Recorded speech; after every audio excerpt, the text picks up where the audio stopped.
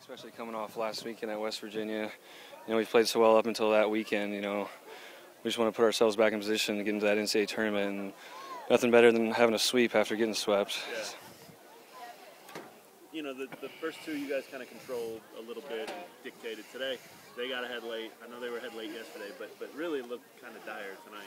Yeah. You get the two doubles and then obviously what you did in the 10th. Did it feel like, do those doubts ever creep in? Maybe today's not our day, or do you guys just never think that way? I mean, energy level in the dugout's always high. We got our backs against the wall.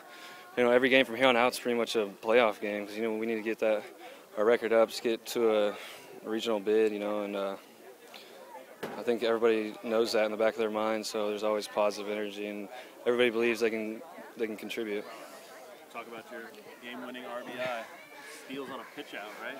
Yeah. I mean, you see that every day. Yeah, well, it was just 2-0 pitch. We kind of left a fastball up, and luckily I got a good barrel on it.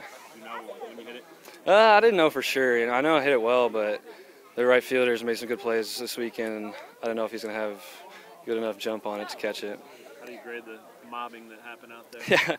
Yeah. It was pretty solid. I got a couple rib punches in there, but it was pretty fun.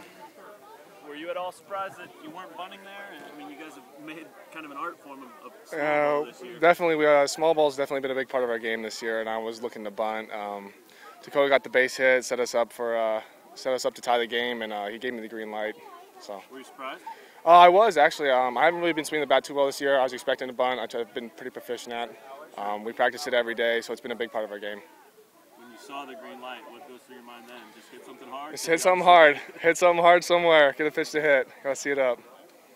Talk about getting to second. You kind of had a little extra Tiger Woods something or whatever out there. We threw up the cloud when we hit double, so we had a little extra juice behind that one. Very cool. Stolen from the Rangers? Yes, sir.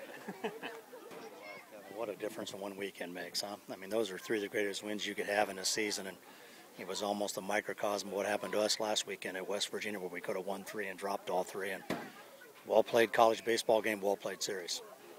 Talk about Connor's at bat. I mean, you guys have made an art of small ball, and I think everyone in Lawrence and maybe even in the United States was expecting him to bunt there, and then he's swinging away.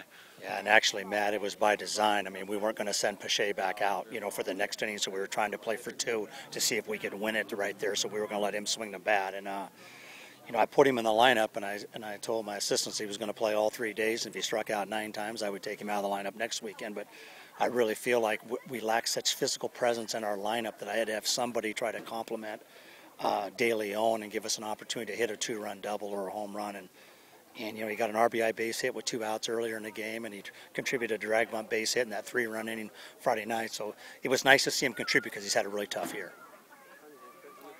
Take us through what Jordan's at bat there at the end?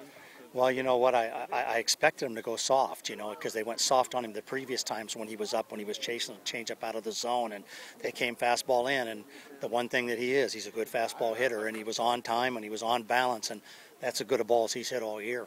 Maybe a Free State win today because Colin pitched pretty good top of that inning. Yeah, you know what else, guys? And those midweek games we've played here the last 3 weeks, he's got an opportunity to pitch, and the reason you play those games is to develop your own young guys because they're going to be needed at some point in time in the season. And literally, I was telling myself that when he went out there to pitch the 10th inning, at least I've got him in games here the last 3 weeks, and he was really good.